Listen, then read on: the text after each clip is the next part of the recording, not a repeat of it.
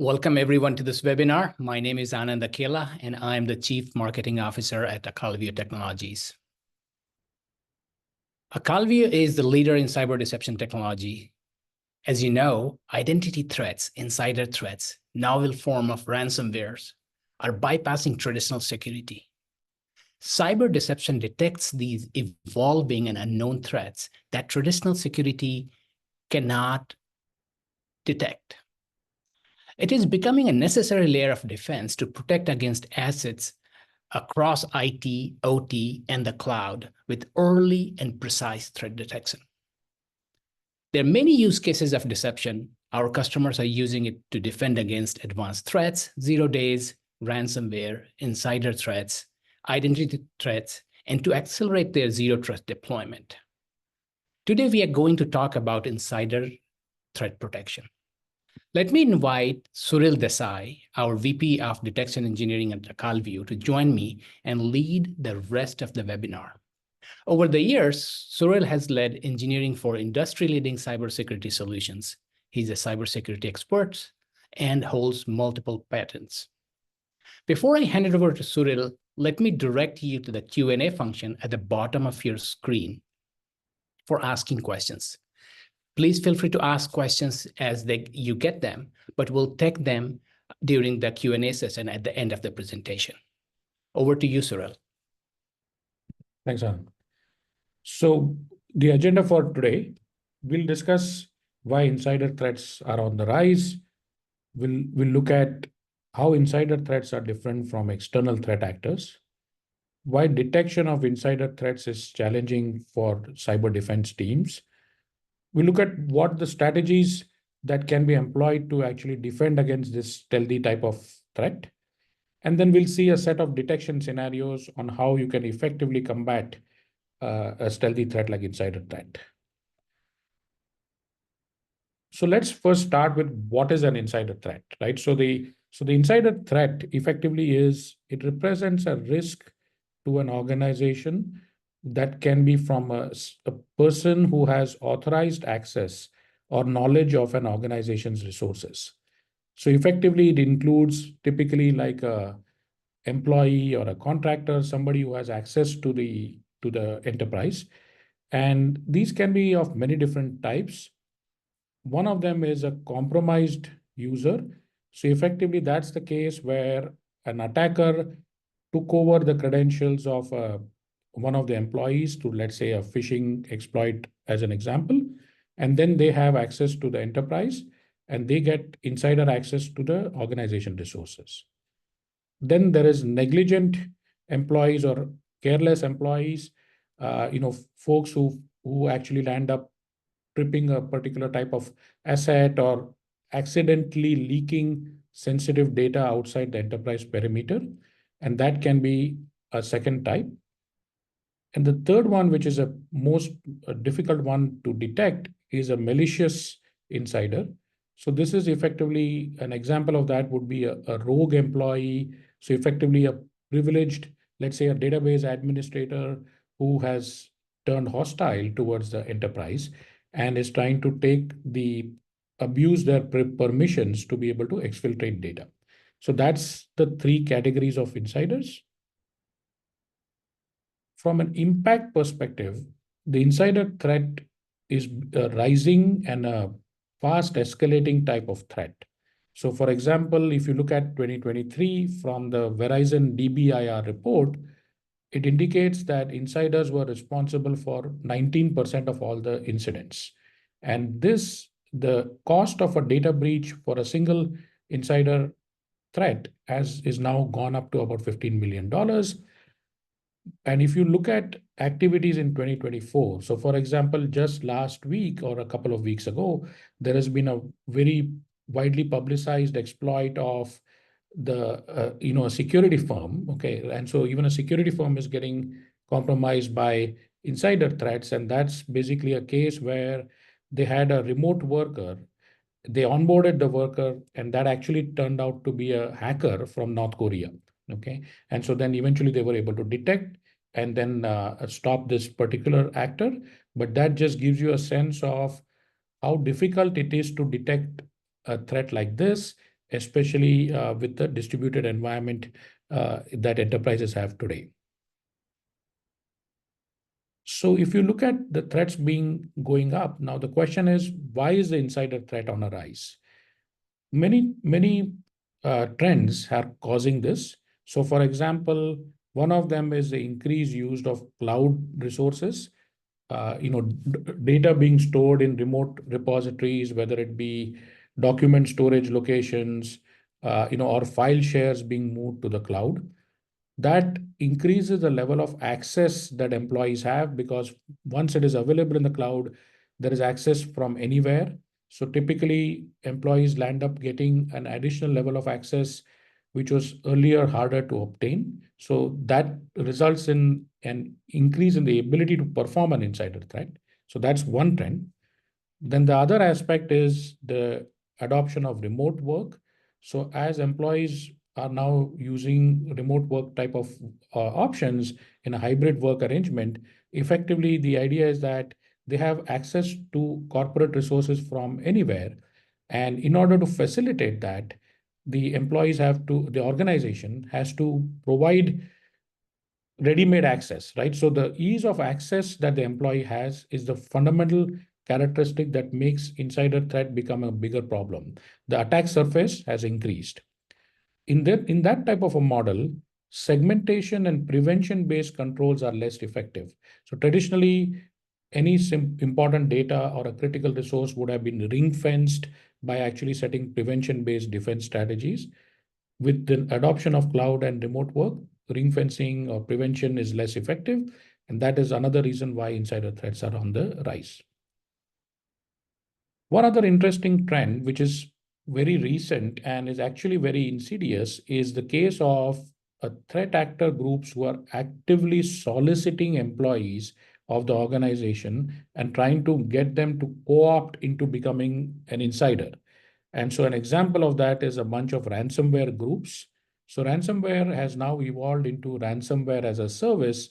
And within ransomware as a service, one of the groups is the initial access broker, right? And so what the ransomware threat actors are doing is they target employees in the enterprise. For example, here is an example of Lockbit ransomware, which is actively soliciting employees and giving them financial incentives to be able to go and leak enterprise data.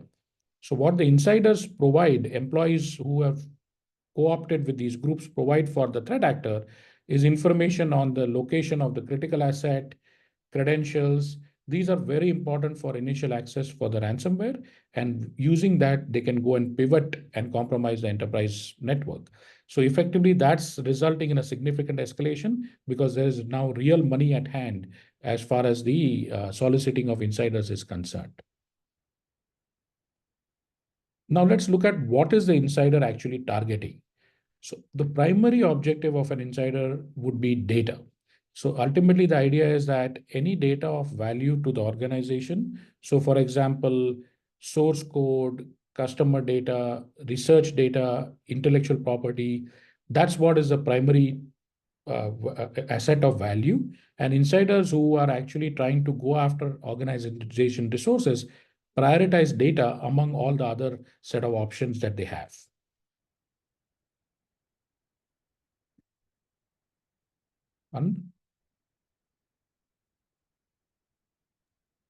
Yes. So you would see a poll show up. Please, I'll give 30 seconds for you to respond. And please feel free to ask questions as you get. And another 10 seconds.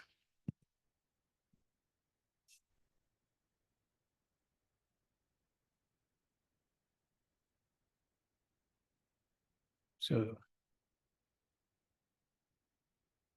okay. I'm ending the poll, quickly sharing the result. And back to you, Suril. It's interesting that malicious insider is like 50%, which makes sense. That's the one that's the hardest to defend against. let's look at the analysis and the classification of insider threats. So there has not been that much of available. Insider threats has been a problem, but not enough research was done in actually classification of insider threats until MITRE has actually taken a significant effort in that area. And so, for example, as you will see here, MITRE has a dedicated research effort underway to classify insider threats. And so they have a MITRE insider threat TTP knowledge base. And so effectively what they are doing is working on categorizing the set of relevant attack TTPs used by insiders. And so it's available at insiderthreat.mitre.org.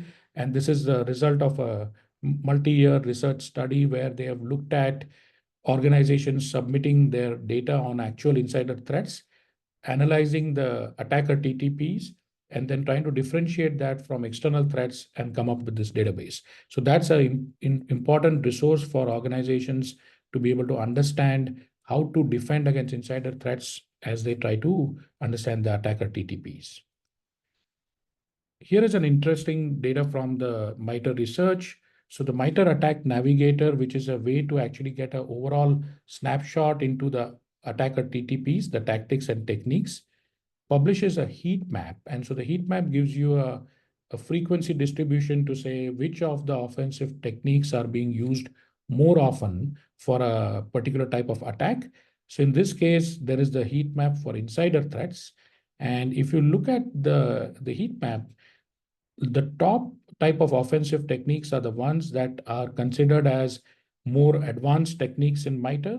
So for example, exfiltration of data from data repositories, impact where there is manipulation of the stored data, and then the use of valid accounts for defense evasion. So multiple of these are actually showing up as the ones in red, which are the most frequently used offensive techniques by insider threats.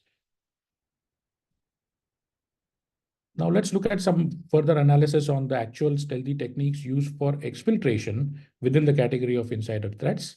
So among all the multiple techniques in the MITRE attack framework, there were 9 techniques and sub-techniques that were uniquely identified by the researchers for being attributed towards super malicious employees, which are effectively the ones which have permissions and are doing damage to the organization. Now, if you look at these, some of these stand out. So for example, the ability to take data and then exfiltrate it through third-party collaboration communications platforms, whether it be chat interfaces or whether it be instant messaging. These are the ones that are being used for data exfiltration because they are less frequently monitored and also provide an opportunity for quick propagation of data. Then the other one is the ability to upload data to their own personal account, and so effectively using personal email addresses to be able to get access to the corporate resources. Use of some interesting techniques like being able to use Bluetooth for communication. So some of these are actually showing up as popular offensive techniques because those are not traditionally expected, and as a result, there is not enough monitoring and detection around those techniques.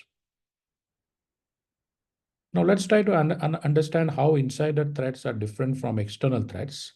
So there are several characteristics that make insider threats different, starting with the fact that the insider is unlikely to perform reconnaissance. And so the insider already has trusted access to the enterprise resources. As a result, they don't need to go and do reconnaissance to discover where the assets of value are. They already know that. And so that becomes less important for an insider.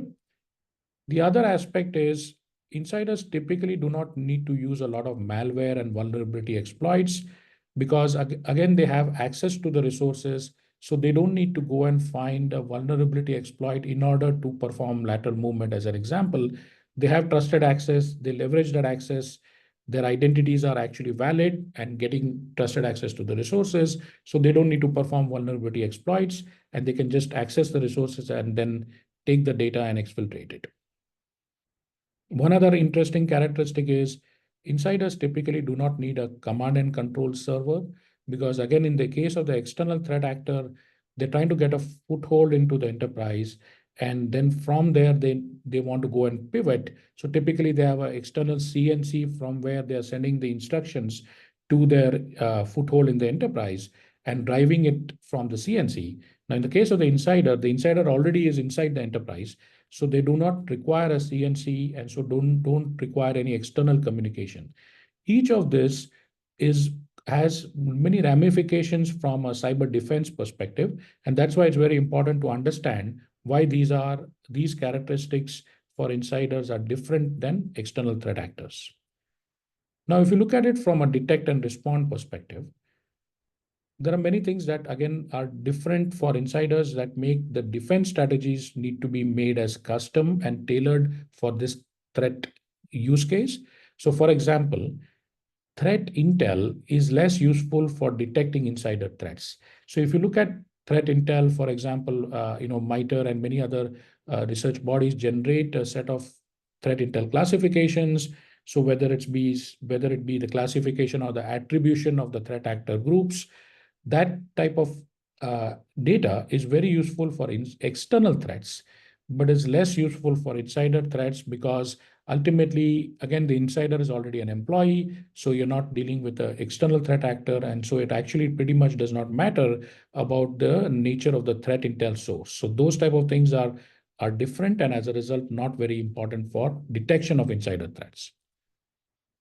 Then the other part is the case of the response actions, which I will cover a little bit further in detail later in today's discussion. But the highlight with that is traditional forms of responses are not very effective for insider threats. So if you take the case of external threat actors, the traditional response is to block the endpoint, right? So you say, okay, there is a malware found on an endpoint. You isolate the endpoint, you cut off external activity from that endpoint, and that's how you try to quarantine the threat. Now, in the case of the insider, if you block the endpoint, that's not very useful because insider has access and they can get it from some other endpoint. So effectively, response actions need to be tailored and customized for the case of insider threat. Let's look at just one other quick thing on the MITRE perspective before we go there. So if you look at the MITRE tactics on the right, several of the advanced tactics, whether it be privilege escalation, defense evasion, collection, exfiltration, and impact, these are the ones that stand out from a detection priority as far as insider threats are concerned. For external threats, typically the emphasis is on the initial tactics in the MITRE framework. So for example, discovery, credential access are very important for detecting external threats. In the case of insiders, because they already have access, those steps are effectively skipped as far as the insider threat is concerned. And so as a result, from a detection perspective, it's important to design the detection strategies around the advanced tactics, such as the ones that are outlined here. Now let's look at a real-world case study of an insider threat. So here is a case where a malicious insider is effectively creating a backdoor access by abusing collaborative privileges. So the employee, which is about to leave or about to be terminated from the organization, just prior to termination, when they get notified, they add their personal account as one of the authorized users to access the cloud repositories of different teams. So they go ahead and when they are still having access to the enterprise, they go ahead and add their personal account to all of the different cloud repositories. At some point, now the employee is terminated. So the user is no longer an employee, but because their personal account had already been granted access when they were an employee, they now use that personal account as a backdoor to be able to access the files which are there in the enterprise. And so now they can always get access to new documents and content that are shared within the enterprise. So they can just sit outside the enterprise. They're no longer an employee. The organization pretty much has no jurisdiction over them anymore, but they have access, continuing access to new documents and content which are generated as part of the enterprise.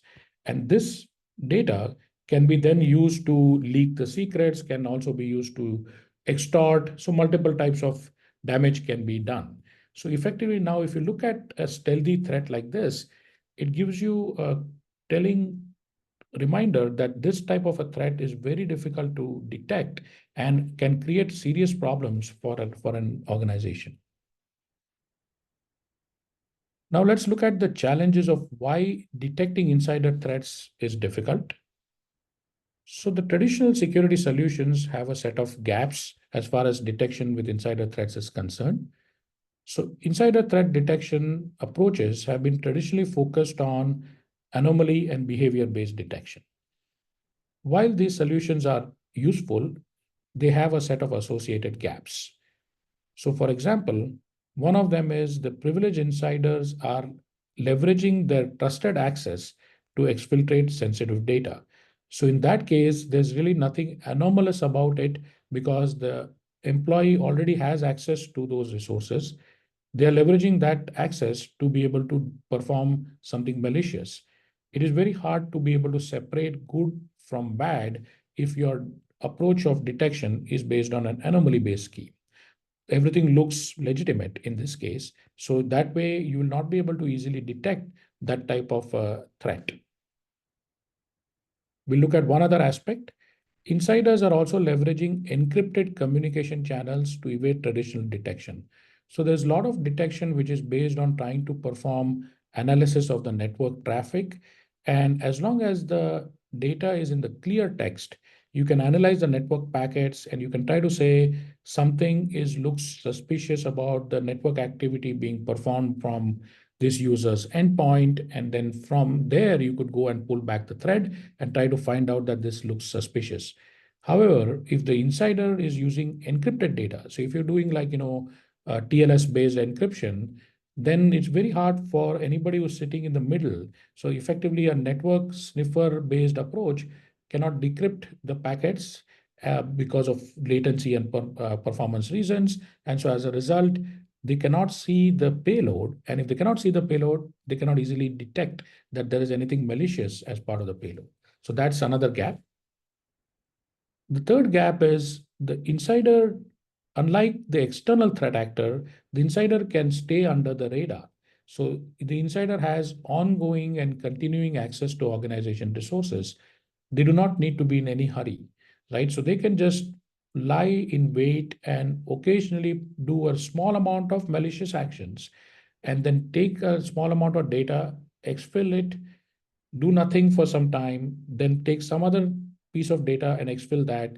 Eventually, over time, they would have successfully exfiltrated significant amount of data, but each individual action is done in a discrete manner and it requires only small amount of access. That type of thing is very hard to detect. It will not raise any alerts as far as anomaly schemes are concerned, because again, there's not really nothing anomalous about it. It just looks like what the employee was doing as part of their regular work. And another interesting gap is that insiders can actively clear evidence, right? So for example, they can delete the logs because they have privileges, they have permissions in the environment. So any log-based analytics become difficult because as soon as the insider does some activity, if there is a corresponding log trail that got formed, the insider will use their access to just delete the log. And so that way, before the log actually went into the SIM and then went for analytics, the log is already deleted. And so now the detection instrument is blindsided as part of this type of offensive activity. So fundamentally, the idea is the trusted access makes insider threats particularly challenging to detect if your detection approach is only the traditional forms of detection.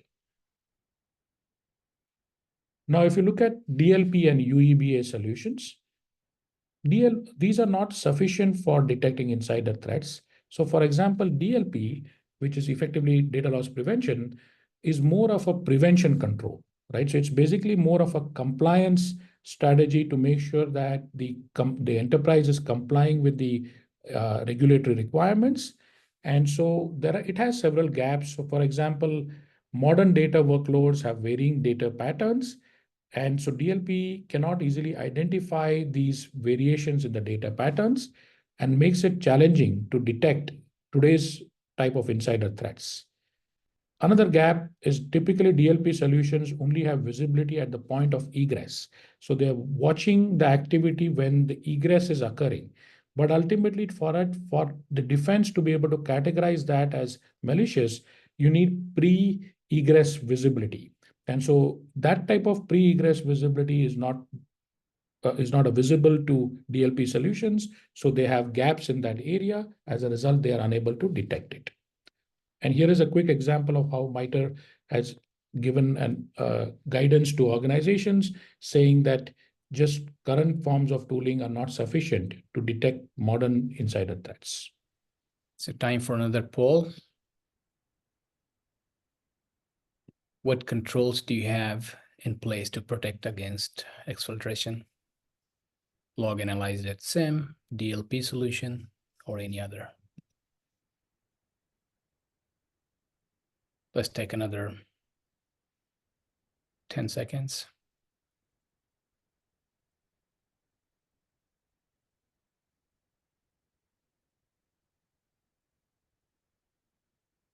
Looking at the result they're coming in before I share with you. Interesting. Okay, I am going to stop the poll, share it with you. Only few of you shared, but here is the result. So mostly log analytics. Interesting. Mostly not log analytics. Okay. All right, I'm going to stop sharing. Back to you, Cyril. Okay, great. So now let's look at the strategies for cyber defense. So effectively for defending against insider threats, we recommend that organizations should consider a layered defense mitigation program. So the idea is that no one layer is sufficient to deal with this type of stealthy threats. You need a layered defense strategy, and each of these layers has to be carefully and strategically chosen to be able to give you comprehensive visibility. And so the idea is to combine prevention, for example, identity-based prevention techniques, whether it is multi-factor authentication, then there is network-based prevention, for example, segmentation. These type of policies should be in place because it is always a good idea to try to prevent the attack to the extent that is possible. But ultimately, prevention-based controls are not sufficient. So one needs a detection layers, and the detection layers should be also carefully picked so that way you have non-overlapping layers of detection. So by combining, for example, anomaly-based detection, behavior analytics, and then adding in deception tech, you get comprehensive ability to detect insider threats. And from a response perspective, typical responses would be the ability to block and contain the threat. Now, if you look at the case of response for insider threats, traditional responses are less effective. So for example, for insider threats, being able to investigate and understand. So trying to understand, because ultimately you're dealing with an employee of the organization, and you want to make sure that if you're going to take a block action, the user can no longer work, and that could definitely create a challenge for the enterprise. So you need to be sure that this is actually a malicious case, this confirmed insider threat before you take a block action. And so typically there's a hierarchy of responses that are set for insider threats that are recommended, starting with just setting expectations or providing warnings to the employee to say that something looks wrong. Hopefully it's accidental, and then they can correct it. But then if the threat continues, then at some point blocking and containment actions are required. Now, because we are not dealing with just a laptop or a server, we're dealing with actually a human user who's actually performing a set of critical tasks for the enterprise. If you perform block actions, then you need to be sure about it, which means the detection fidelity is very important to be able to take those type of response actions. Now let's look at a detection strategy. So from a detection strategy for insider threats, ultimately the insiders are interested in data, like we discussed in the earlier part of today's discussion. So a defense strategy that's focused on two primary vectors. One is protecting the identities and protecting the data. you come from an asset protection approach and look at it and say, can I defend the identity architecture and can I defend the data repositories? If you look from these two perspectives, then it gives you fairly comprehensive coverage for a wide category of insider threats. And the reason for that is ultimately, if you look from an identity perspective, at least the case of compromised users or accidental insiders are not necessarily privileged employees. And so as a result, they need to escalate the privileges to be able to get access to sensitive data. And so in order to escalate privileges, they will look for more privileged identities in the environment.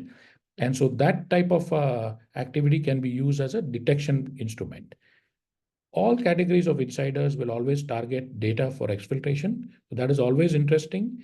And so protecting the data sources, whether it be the databases, the source code, SaaS applications, should be then all identified and protected. So these are sort of the key assets where the insider is actually going to go.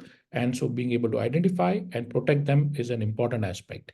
From a detection point of view, the advanced tactics, for example, defense evasion, exfiltration, collection, impact, these are the ones that we saw were uniquely differentiating and tried to attribute as insider threats, can then be used as a detection strategy from a defense perspective. So if you set the defense strategy for these tactics, then you can cover insider threats in a comprehensive manner. So let's look at what cyber deception can do for insider threats. This is a proven approach for insider threat detection. Cyber deception can be of many different types.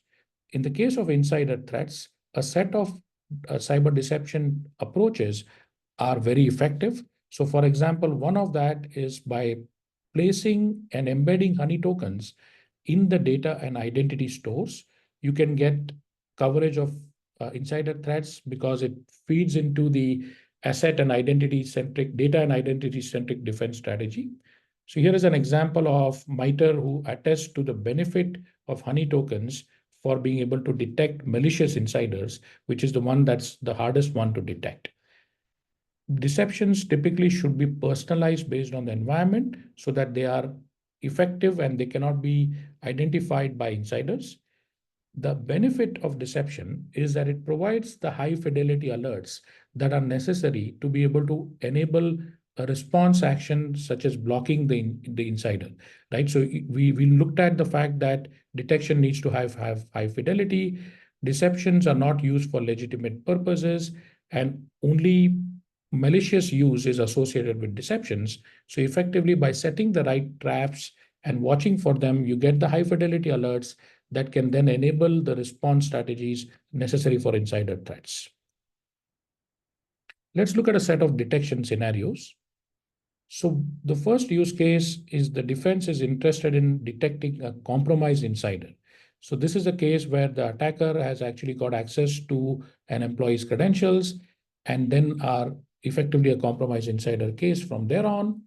The scenario is the attacker will always will attempt to escalate privileges because the compromised insider may not be a privileged user and they want to go get access to a privileged account so that they can continue and perform additional exfiltration actions. Now, because the goals of the attacker are to be able to escalate privileges and get access to a privileged account, the defense teams can deploy identity honey tokens in identity stores and on endpoints. Any attempt to use these honey tokens results in an immediate detection.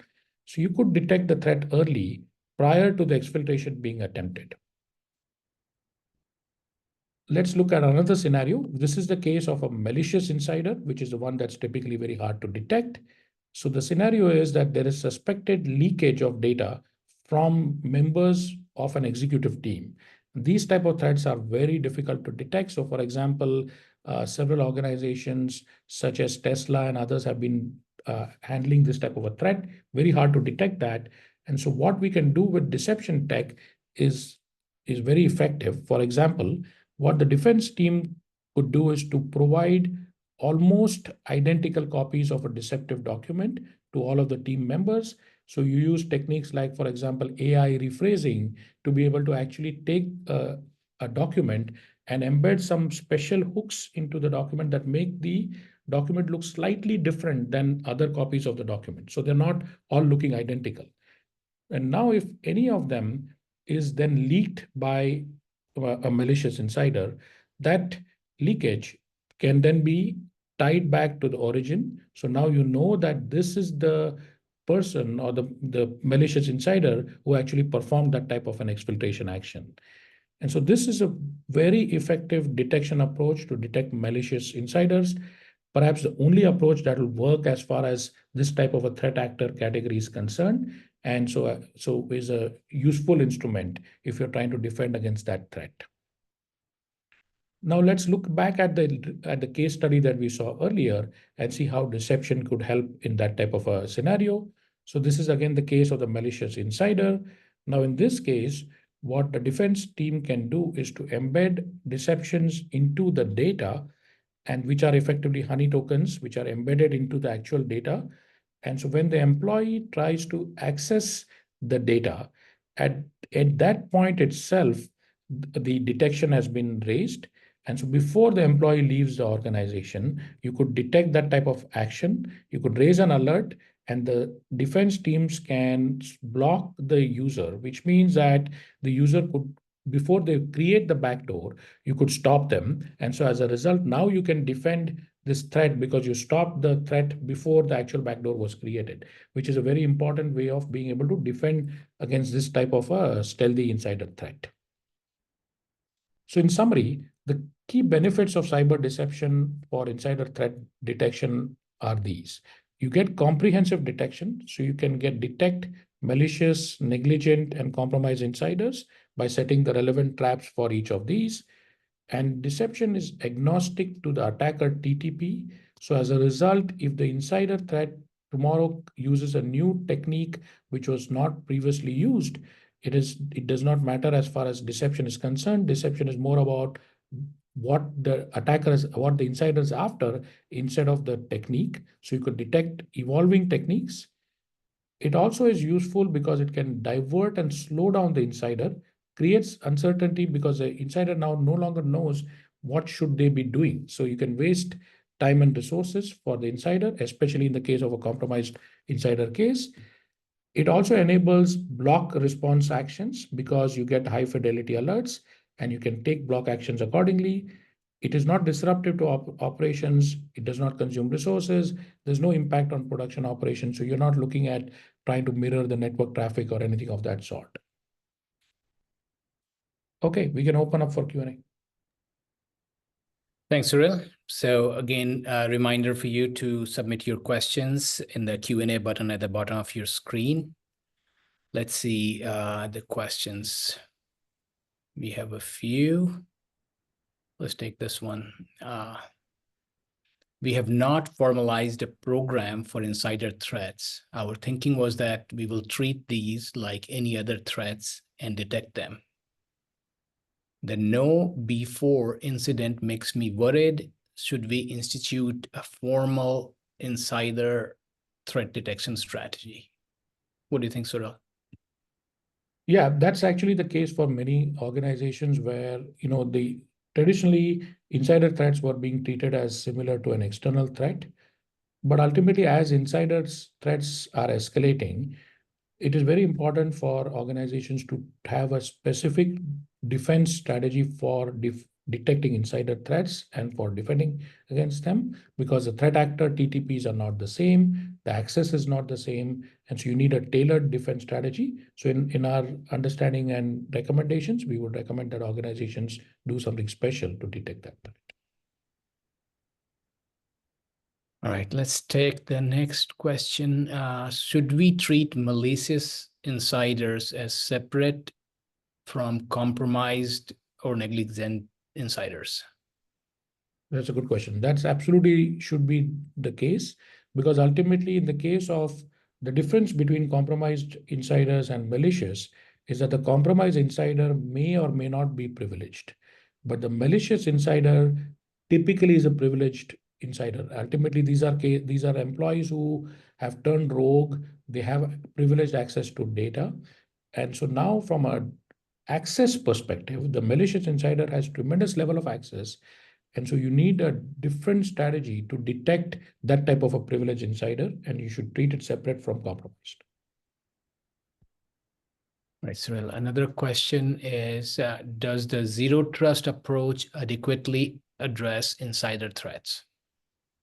Yeah, that's a good question. So zero trust is effectively overall strategy. And so zero trust has many different tenets to it. One of the tenets in zero trust is assume breach, where you say that the organization should assume that it's already under attack. And so in that case, that effectively ties into insider threat, because in the case of the insider threat, there is access and they're using it for malicious purposes. So by setting a mature zero trust implementation, you could get detection of insider threats. Yeah. Next question, can deception help us identify the insider, or would it just raise an alert for the threat? That's interesting. So deception can identify the actual insider as well, depending on how deception is used. So for example, in the example of the AI rephrasing that was discussed for providing a personalized copy of the document, now because you're making small changes to each copy of the document and giving a custom copy to each of the employees or each of the insiders, the leakage of that personalized copy can be then tied back down to the origin. So you now can tell as a defense team that this particular user is the one that's a malicious insider. So it is not just alerting to the fact that it occurred. You can tie it down to saying which user is the one that's malicious. Cyril, the next question is are there design patterns about where to place the honey tokens? Yes, so that's again, placement of honey tokens is always very important.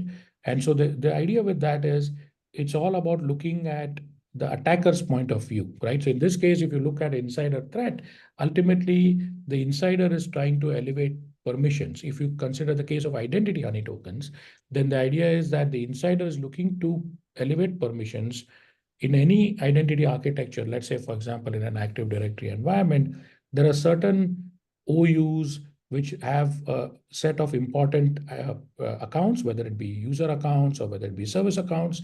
By placing the identity honey tokens within those OUs, you could actually detect the attempt for escalating privileges by the insider in an effective manner. All right, so I think there are two more questions. One of the concern areas for us in the insider threat detection is the lack of response options for insider threat. Can we use deception for response? If so, how?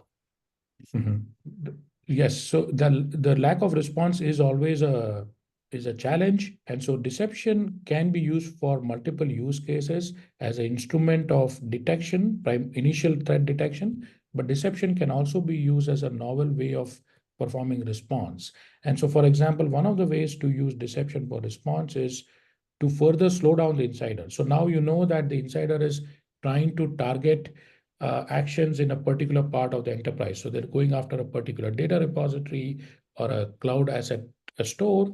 So you could place, after the initial alert, you could place more deceptions in those areas. And so now the insider is doing their activity in a low and slow manner, but all of that activity is against the deceptions. So they're wasting their time and resources, slowing down the insider and buying time for defense. Okay, Cyril, I think we have the last question here, but we still have a few minutes, so I encourage everyone, if you have any question, please submit it in Q&A button at the bottom of your screen. So with that, the last question that we have so far is, we get a large volume of alerts from low priority detections of identity of insider threats. Can deception help with threat hunting for insider threat scenario? How? Right, right. So that is again an interesting topic. So the idea is that yes, the current forms of alerts, whether it be anomaly or behavior, when they're looking at insiders, they're unable to detect that this is actually really an insider. So there will be a huge alert volume, and many of them will be low fidelity. So now what a defense team can do is, instead of ignoring the alert, so traditionally what defense teams are doing is they just drop the alert because they're unable to process the alert volume. So now instead of dropping it, in that part of the environment where they suspect something suspicious is being performed by an insider, they can do a threat hunting exercise, place relevant deceptions as traps in that part of the environment, and then if there is really an insider, the deception will give you the high fidelity alert. So now you can confirm your hunting hypothesis and say that there is really malicious activity occurring. Okay, so there's no more questions at this time. So let's close the webinar. Again, thanks again for your time today.